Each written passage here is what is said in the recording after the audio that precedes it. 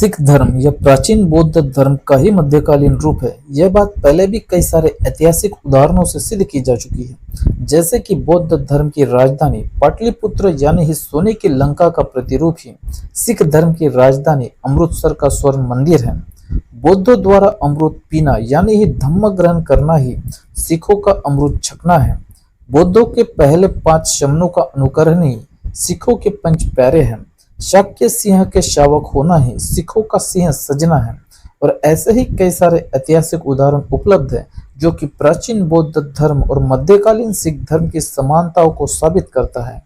क्योंकि सिख धर्म यह प्राचीन बौद्ध धर्म का ही मध्यकालीन रूप है, इसलिए ही सिखों द्वारा कृपान रखना भी बौद्ध शावकों का अनुकरण ही है। क्योंकि बौद्ध शावक अपने पास सिर्फ कृपान ही नहीं बल्कि सुतारिया और लाठी भी रखते थे। और यह बात चीनी यात्री इत्सिंग ने लिख रखी है। इत्सिंग भारत में विनयों का गहराई से अध्ययन करने के लिए ही आए थे। वे लिखते हैं कि जैसे मैंने स्वयं देखा है, जिस लाठी का शमनों द्वारा व्यवहार किया जाता है उसकी चोटी पर लोहे का चक्र जड़ा होता है और उसके मध्य में 4-5 अंगुल लंबा नली के आकार का धातु का एक सिरा होता है। इस लाठी की लंबाई मनुष्य के भ्रुकुटी तक होती है। यह तो था शमनों की लाठी का वर्णन। इसके साथ ही इत्सिंग पवारना संस्कार के संदर्भ में लिखते हैं कि पवारना संस्कार में संघ शमनों को उपार बांटता है। स्थविर की सम्मति से 5 पूज्य व्यक्तियों द्वारा कपड़े, सुइया, चाकू, सुतारिया और अन्य चीजें समान रूप में शमनों में बांट दी जाती है।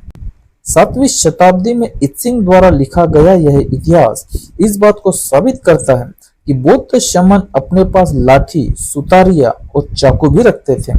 और क्योंकि सिख धर्म यह प्राचीन बौद्ध धर्म का ही मध्यकालीन रूप होने की वजह से ही बौद्ध शमनों की तरह ही सिख खालसा भी अपने पास चाकू रखते हैं, जिसे कृपान कहा जाता है। साथ ही हरियाणवी लोग भी पारंपरिक और सांस्कृतिक प्रथा के अनुसार अपने पास लाठी रखते हैं, क्योंकि हरियाणा भी पूर्व में पंजाब का ही हिस्सा था। भारतीयों के बीच में चाहे कोई कितना भी विभाजन करने की कोशिश कर ले, मगर ऐतिहासिक तौर पर भारतीयों द्वारा जो प्रचलित मान्यताएं, प्रथाएं और परंपराएं अमल में लाई जा रही है, उसकी जड़ें तो बौद्ध संस्कृति में ही है। वर्तमान के सभी मूल भारतीय पूर्व के बौद्ध ही है।